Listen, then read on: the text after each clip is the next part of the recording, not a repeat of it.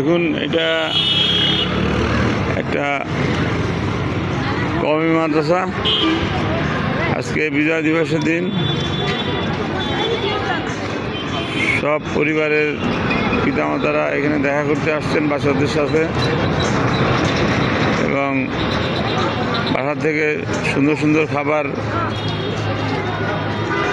তৈরি করে এনেছেন তাদের প্রাণের প্রিয় বাচ্চাদের খাওয়ানোর জন্যে। এবং দেখুন,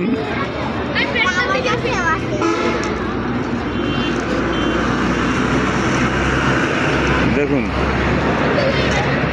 আপনাদের কেমন লাগছে আপনারা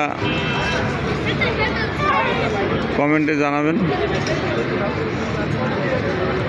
পরিবেশটা এর থেকে আরও উন্নত করা যায় কিনা সে ব্যাপারে পরামর্শ দিবেন। খাবারের জন্য আসলে এই যে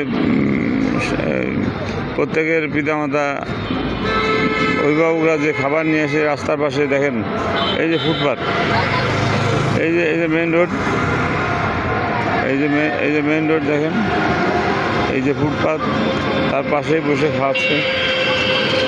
এটা কি আসলে একটা স্বাস্থ্যসম্মত জায়গা?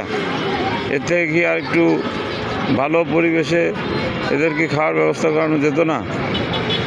আপনারা মেহরবানি করে পরামর্শ দিবেন।